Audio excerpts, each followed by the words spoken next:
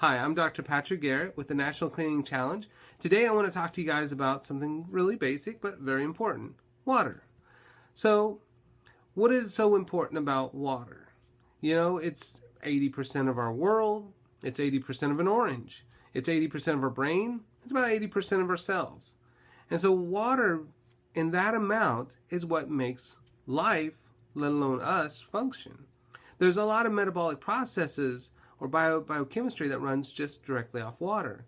There's a lot of cleaning that happens by water. We create toxins and we flush them out.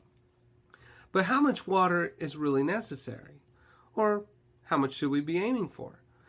You know, I grew up as a kid and I was taught in school it was 64 ounces, 8 glasses, that's what everybody needed. When I went to college, it was the same thing. Oh, everybody needs 64 ounces. But that didn't make any sense to me because, why would a little kid and a 400-pound individual need the same amount of water? And so it led me to do some research, and I found out that the formula is actually half your body weight in ounces of water a day. Now, the numbers that they established, the reason why everybody basically purports this 64 ounces is because back in the early 1900s, around 1910, we were trying to figure out as a nation what are the general recommendations we want to make for people. So something that doctors could recommend to patients to keep them healthy. And so what they did was they took the average weight of a college freshman male, the average weight of a college freshman female, they added those two numbers together, and then it came up with 128 pounds. Divided by 2, 128 pounds. So half of that body weight in ounces of water would be 64 ounces, which is 8 glasses, which is the general recommendation. But that's not true for a bigger person, right? We're not the same weight, unfortunately, as we were in 1910, which, by the way, 1910, we were consuming about 10 pounds of sugar a year. Now we consume about 160 pounds of sugar. So basically, we've created bigger swimming pools, and we need more water. So a lot of times when you look at that formula, people are kind of like blown away, like, oh my God, that means I got to drink like 3 quarts to a gallon or more of water a day, minimum. Yeah, that's just the way it is. If you want to be a Camry or a compact car and you have a 12-gallon tank, that's what you got to fill it up to. But if the reality is you want to be an SUV, then you got to put more gas in there. The SUV has a 35-gallon tank. The Camry has a 12-gallon tank. So that's just the basic reality. If you want to get from an SUV to a Camry size, great. Do the cleaning challenge. Stick with it. Do that for life. Don't make it a gimmick. Make it a lifetime thing. And then you'll require less water. And then it won't be so overwhelming to drink so much. But until then, you have to drink that amount of water. So when it comes to health, it's interesting that the first sign of dehydration is not actually thirst. In fact, your body doesn't really have a distinction between thirst and hunger. And so what happens is people have this kind of generalized fatigue. They start to get headaches maybe. They feel kind of, not good. And their instinct is, oh, I must be hungry. Well, I got to eat.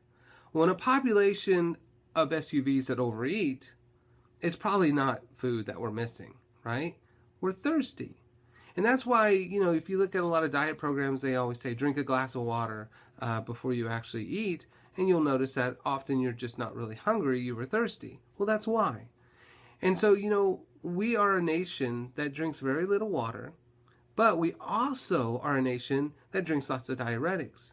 And so black tea is a diuretic, 50 milligrams of caffeine. We actually lose more water than we consume. Coffee is the worst. A cup of coffee actually depletes about a quart of water. And so that you have this hormone called antidiuretic hormone. And that hormone is produced when your body says, hey, we don't have enough water to give up for basic function. So we're not going to pee. We're going to hold in all this toxicity, all this filth, and basically this toilet water until you overconsume water, then we'll flush. And so when we drink the diuretics, we end up overly dehydrated. We create something called subclinical dehydration, which is just, it's a big problem metabolically, but we don't necessarily, have heat stroke and die from it. Now, if you want better health, you have to overconsume water. And so not even just the bare minimum, but excess.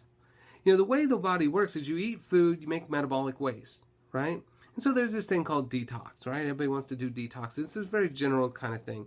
And a lot of times people don't even know what the hell they're talking about when they're talking about detox. But detox is I overconsume the good stuff so I can flush out the bad stuff. Sometimes with heavy metals, you're taking chlorella or spirulina, or, which is just algae and, the green stuff in plants. And that attaches to toxins. And then it waits for you to overconsume water so you can then flush it out, either through bowels or through urine.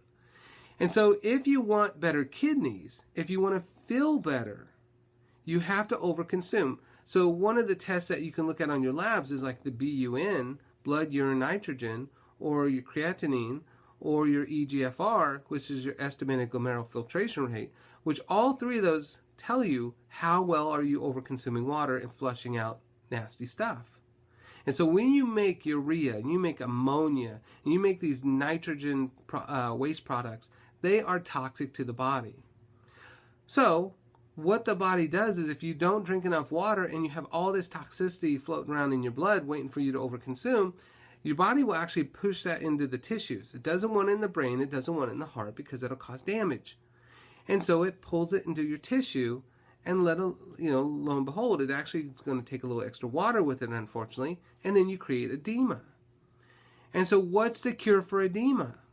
Well, unless someone has a frank pathology of the heart, like congestive heart failure, the fix is going to be start drinking more water, which is really counter to what we typically say in the medical community, which is, oh, well, you're having edema, let's dehydrate you even more, right? And so they give you a pill like Lasix or furosemide that actually depletes potassium and calcium, magnesium and phosphorus and CoQ10, which then ends up making you even worse. That's why very few people actually get better. Their legs start swelling up, and eventually they get rock hard, and then they'll start actually leaking water from their legs. And literally, their body is crying for you to walk and drink more water. But we don't do that. Wrap it around, put some Vaseline on there, which is petroleum, wrap it with some saran wrap, and then you just drive a little walker around, scooter around until we have to cut your legs off. That's what we do, right? But that's not how biochemistry works. That's not how human physiology works. And so if you want to get that crap out of you, you have to overconsume water so you can start flushing that out. When you overconsume, the body starts pulling that liquid and that toxins from the tissue, and then it goes through the kidneys and the liver, and then it flushes out through bowel and through urine. So if you want to flush your liver so you don't get gallstones are just dehydration. Kidney stones are just dehydration. You're not going to get kidney stones and gallstones from somebody who's overhydrated. The other thing is flushing out through sweat. And so, we go from air-conditioned homes to air-conditioned cars to air-conditioned work to air-conditioned car to air-conditioned gyms, right? We use actually chemicals to prevent us from even sweating at all. But your skin is your largest organ in your body, and it also has to get rid of metabolic waste. And it does it through sweat. Sweat is a very healing process. You have to get that stuff out. But you're not going to sweat if you don't drink excess water. So some people, it actually heats them up and makes them sicker. That's where you end up getting stuff like heat stroke. Your body refuses to actually sweat anymore because it doesn't have enough fluid to give up. So then people get sicker because of that. The other thing is with bowel, with constipation. Constipation is usually two main things. I'm not getting enough fluid because you have, 20 feet of small intestine, and then that's all liquid, and then you end up in the colon, which is about 9 feet, and the whole job of the colon is to dehydrate that, milk chocolate into some Lincoln logs, but if you don't have excess fluid from the start, it'll over dry it. And then you end up with constipation. So that's an easy fix. The other part is just because we don't stimulate the mechanical receptors, which is fiber. So not taking fiber supplements, but eating actual food, right? Fruits, vegetables, nuts, seeds, berries, legumes, they all have fiber in there. The fiber absorbs 80% of the sugar in the food. That feeds your gut bacteria. Gut bacteria makes B vitamins and strengthens your immune system and produces things like butyrate, which prevents cancer. And so you're healthy, happy, and cancer-free. And that's awesome. But it starts with water. So it doesn't matter what kind of water you drink, right? The bare minimum water. Now, could you do better? Yes, because water is very toxic. And so, again, the cure to the toxicity is you get more water, right? And so, you know, a water bottle, which a lot of people drink out of, can leach up to 24,000 chemicals in there. But again, the fruits and vegetables is how you detoxify it. So if that's the best you can do, great, eat lots of fruits and vegetables along with that, right? And fatty fish, and excess water, and that'll clean you up. So if you can, though, drink out of glass. You know, S. Pellegrino water, or Aquapana, or Perrier, or Voss water is all at Walmart now, and those glass water bottles from deep aquifer water is actually just as about the same price as a crap water bottle that's plastic from Houston Municipal Water Source. And so, you know, back when glass water bottles from other countries, you know, it was just like foo-foo expensive. Well, now it's just normal, right? People pay more for bottled water than they do gasoline. So buy better water if you're going to buy water. And then reuse those glass bottles with either filtered water or, reverse osmosis water. And then you're doing better, right? You got free water bottles with those. So green tea you can also use as water. It has the lowest amount of caffeine. It's about 25 milligrams. Black tea is 50, coffee is 100 to 200, right? So green tea actually has less caffeine than even chocolate does. So green tea is not going to jack you up, and it's also not going to dehydrate you. Women that drink 3 to 5 cups of green tea can cut the risk of heart disease in half, and that's a pretty big deal because 1 in 4 women are going to have a heart attack. So more women die of heart attacks than guys, and more women have second heart attacks more than guys, and more women die of those heart attacks than guys. So you always got to be number one, right? Always got to do better. But that's because women who heart attacks were very rare entered the workforce, ate crap, didn't deal with their stress. Body's the body. It doesn't matter whether you're a guy or a woman. You're going to still end up with heart disease because of that, because it's an inflammatory problem. But you also have to deal with men's crap, or your husbands or your boyfriends, and they're idiots. So, really. And so then you have extra stress. So, that's how it is. Fruit is a great source of water. Not fruit juice, because fruit juice is just sugar, right? It's sugar plus a lot of nutrients, but it's just sugar. You want real, actual fruit, because the fiber absorbs 80% of the sugars that feeds your gut bacteria. So instead of buying fructooligosaccharides or prebiotics, you just eat it, right? You just eat the food, and you get 80% water in there, right? So if you eat lots of oranges and lots of bananas and mangoes and whatever, you're getting lots of water in there. It's fully hydrated food. Herbal teas are awesome. So if water gets boring, right, throw some herbal teas in there. Some acai berry or pomegranate. You can put mint in it if you want. There's great, if you might want to do like a hibiscus tea or say a heart blend or something like that. That'll be awesome.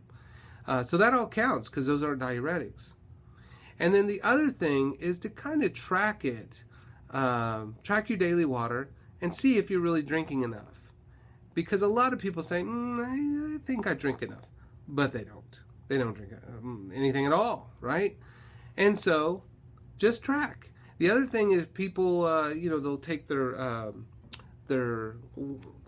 cups and they'll actually put lines in there and they'll say, by 10 o'clock, I guess it'll start from the top, 10 o'clock, 11 o'clock, 12 o'clock, 1 o'clock. So they would actually say, how much they need to be drinking by then. And that helps some people.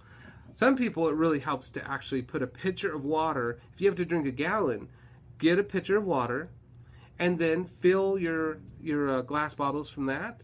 And then how much you drank. Because back when I used to use this, was it Nodulene, a hard plastic one I used for hiking forever, and it was 32 ounces, so I knew I drank 3 or 4 of those a day, and I'm doing good. That was easy. I could count to 3. I could keep track of that. But I found out that was plastic number 7, so it's estrogenic, so it's making me a girl. So I was like, ah, crap. So I got to get rid of that. But the glass bottles were smaller, so I started using a Voss one, and it's like, 16, 20 ounces. I don't know. Then you got to add that up, and you lose track, and it becomes a whole thing. So to keep it simple, just pour from a pitcher, and then in the end of the day, did you empty that pitcher? And then right? Some people actually have a rubber band. They have little bands, those, I don't even know what they're called, jelly bands or something. But they would have so many on this wrist, and then as they filled up their water bottle, they would put it up to this wrist. So they knew by the end of the day, if all these were on this hand, then they drank enough. Far more clever than I would be. So the main thing is knowing what you're doing and then fixing that problem. So, all right. Well, I hope this helped, and we got lots more videos for you guys. But this is quite a interesting topic that gets overlooked. There's also some really good books called "The Body's Many Cries for Water," and it's by some guy, Basmanawanjan or something like that. I call him Dr. Batman because his first part of his last name is actually Batman. So just call him Dr. Batman. If you put it Dr. Batman, you'll find those books on Amazon. So Body's Many Cries for Water. And it talks about how important water is. All right, keep up on the cleaning challenge. You guys are doing awesome. I'm very proud of you guys. It's not easy, but really it's very simple. Fruit, vegetable, nut, seed, berry, legume, and everything that works, right? Drink lots of water, get some rest. All right, enjoy your day.